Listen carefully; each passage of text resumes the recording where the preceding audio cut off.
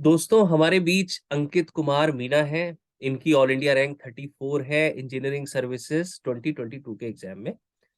अ, अंकित के बारे में मैं कुछ जानकारी आपको बता देता हूँ। आईआईटी रोपर से इन्होंने बीटेक किया है, 2020 पास आउट है। बहुत लंबा इनका सफर नहीं रहा। इन्होंने engineering services mains online course 2020 में स्टार्ट किया था। अ, उसके बाद engineering services mains online test series made easy से 2022 में की इन्होंने। इंटरव्यू गाइडेंस प्रोग्राम लिया। राजस्थान करौली से बिलोंग करते हैं। फादर आपके इंडियन रेलवे में स्टेशन मास्टर हैं। आप अभी ऑलरेडी एक अच्छी जॉब में जा चुके हैं, इंडियन ऑयल में एज एन ऑफिसर हैं आप। और आपने जब ईएसी मेंस दिया 2021 में तो आप क्वालिफाई नहीं हुए, बट 2022 में अब आपका फाइनल सिलेक्शन हो गया, सारी प्रोसेस आपने क्लियर कर ली। अंकित, सबसे पहले मेरा सवाल ये है कि इंजीनियरिंग सर्विसेज को लेके आपने सोचना कब शुरू किया? कॉलेज टाइम पे शुरू किया, पास आउट होने के बाद? कब आपके दिमाग में आया कि इंजीनियरिंग सर्विसेज एग्जाम को लिखा जाए? सर ये मेरे कॉलेज टाइम से ही मेरे माइंड में था। और स्पेशली मुझे रेलवे का डिपार्टमेंट के लिए मेरे की वजह से ही कॉलेज टाइम से मैं चाहता था कि इंजीनियरिंग सर्विसेज लिखूँ। हम्म। बट जैसे ये रेलवेज हटा तो फिर मैंने थोड़ा मेरा प्लान चेंज किया कि अब रेलवेज है नहीं तो फिर मैं ये इंजीनियरिंग सर्विसेज का करूँगा, तो फिर मैं पीएसयू की तरफ गया। हम्म। बट फिर थोड़ी जब मैं जॉब करने के बाद मुझे रियलाइज हुआ कि इंजीनियरिंग सर्विसेज एक प्रेस्टीजियस जॉब है इंजीनियर्स के लिए। हम्म। तो उसमें जो भी डिपार्टमेंट मिलेगा वो टॉप का ही होता है और उसमें ऑफिसर वाली पोस्ट मिलती है। तो फिर मैंने फिर से इसकी स्टार्टिंग करी इंजीनियरिंग सर्विसेज की। तो हम्म। फिर ये था मेरा ये। हम्म। तो ये बात सही है कि हमारे जो दोस्त देख रहे हैं इस डिस्कशन को, रेलवेज इंजीनियरिंग सर्विसेज के थ्रू पहले हुआ करता था, फिर हटा दिया था इसको, फिर 2 साल तक इसका कोई नोटिफिकेशन नहीं आया। अब इंडियन रेलवे मैनेजमेंट सर्विस अलग एक एग्जाम कर दिया है, मतलब जो सिविल सर्विसेज के साथ उसका प्रीलिम्स कॉमन है। उसके बाद अब जो उसमें टेक्निकल है, यानी जैसे अ, अगर हम मैकेनिकल की बात करें तो मैकेनिकल का कोई स्टूडेंट देना चाहता है तो फिर उसको मैकेनिकल का एग्जाम देना पड़ेगा। उसके बाद उसका इंटरव्यू होगा। तो अगर प्रिपरेशन की हम बात करें तो आप ने 2020 में ही मेंस ऑनलाइन कोर्स आपने ज्वाइन किया। तो नहीं जो सर, भी मेंस के कोर्स में, हाँ जी, 2020 में, सॉरी, आपने मेंस का कोर्स ज्वाइन किया। 2022 में ही किया था सर। अच्छा, 2022 में किया था। मेरे पास जो जानकारी है इसमें 2020, तो इसका मतलब ये है कि आप ने 2022 में ही सीरियस होके तैयारी करी और आपने 2022 में क्लियर कर लिया। Yes sir. तो सबसे पहले तो अंकित, इंटरव्यू जो आपने दिया इस साल का, उस इंटरव्यू में कोई ऐसा सवाल या कोई ऐसी बात जो आपको याद रह गई हो, या कुछ इंटरेस्टिंग बात हो जो आप शेयर करना चाहते हैं? यस सर, जैसे कि आप मतलब उनको पता होता है कि टोटल 4 मेंबर होते हैं। एक हम्म। चेयरमैन होता है, 3 टेक्निकल एडवाइजर्स होते हैं। हम्म। हम्म। तो अपन ये एक्सपेक्ट करते हैं कि जो चेयरमैन है वो थोड़े अपने डेस्क से और एचआर रिलेटेड क्वेश्चन पूछेंगे, बाकी अपन से टेक्निकल पूछेंगे। हम्म। बट सर मेरे साथ पूरा अपोजिट हुआ। मुझसे एक भी टेक्निकल क्वेश्चन नहीं पूछा गया पूरे 20-25 मिनट्स में। मेरा पूरा जो इंटरव्यू था वो डेस्क पे ही चला। लाइक तो मेरे। दोस्तों, एक बात ये निकल के आ रही है अंकित, हम और भी काफी सारे स्टूडेंट से इंटरेक्शन मेरा चल रहा है कंटिन्यूअसली। इस साल ऐसा हुआ है मैकेनिकल में, बाकी ब्रांचेस में नहीं है ऐसा। बाकी ब्रांचेस में टेक्निकली पूछा गया, बाकी जनरली मैकेनिकल में भी हमेशा से टेक्निकल काफी पूछा जाता रहा है इंटरव्यू में। बट इस साल ऐसा हुआ है सरप्राइजिंगली कि सारे ही कैंडिडेट से नॉन टेक पे ही जनरली क्वेश्चंस पूछे गए। मतलब non tech in the sense कि आप जब मैं अपने व्यूअर्स को बता दूं कि जो डिटेल्ड एप्लीकेशन फॉर्म होता है, एक डीएफ बोलते हैं उसको, डेफ, जो यूपीएससी कैंडिडेट से भरवाती है, जिसमें कैंडिडेट के बारे में जानकारी होती है। तो जब आप उसको भरते हैं तो जो इंटरव्यू आपका लेने वाले होते हैं उनके पास वो जानकारी होती है, वहीं से वो क्वेश्चन पूछना स्टार्ट करते हैं। तो इस बार बहुत सारे क्वेश्चंस इन्हीं से ही रिलेटेड रहे।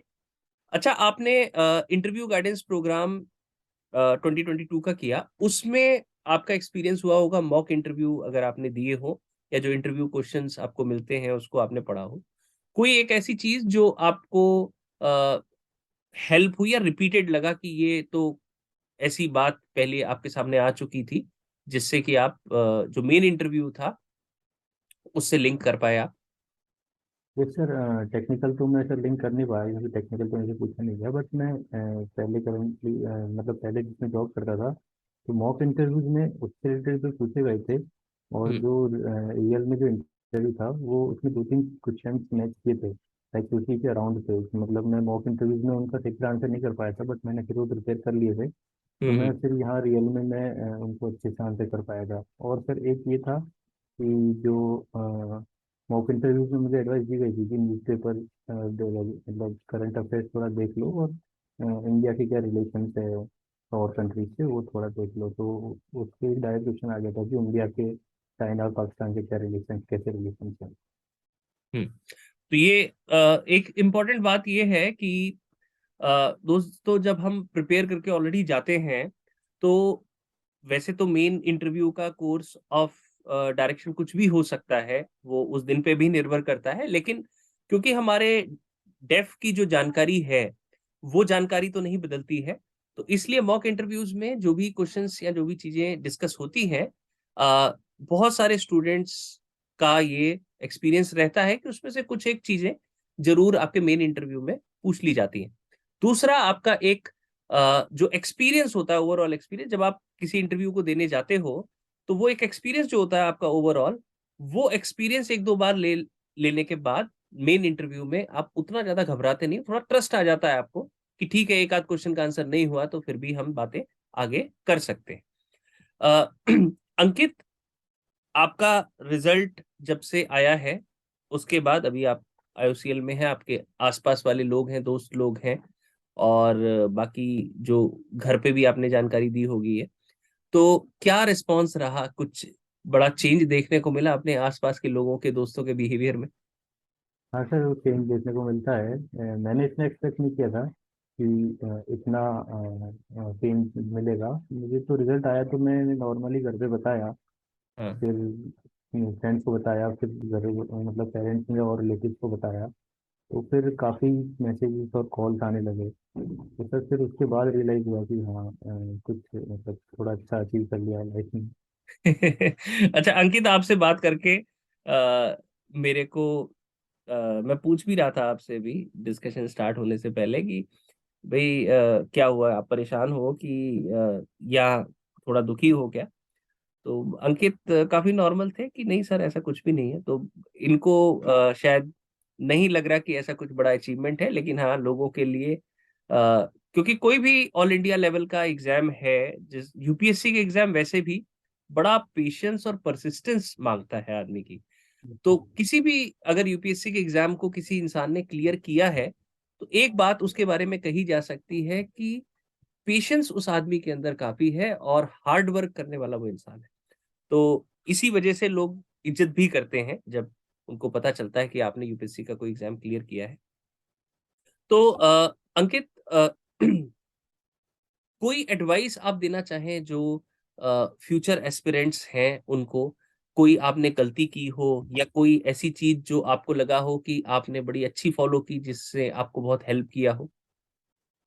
हाँ सर, इसमें सर जैसे टोटली तीन स्टेजेस होते हैं, प्रीलिम्स, मेंस एंड इंटरव्यू। तो सर मैं मतलब कोई भी अगर प्रिपरेशन स्टार्ट कर रहा है तो सर सबसे मेन एडवाइस मैं इसको ये दूंगा कि किसी भी मतलब कोई भी एक स्टेज को लाइट नहीं लेना चाहिए।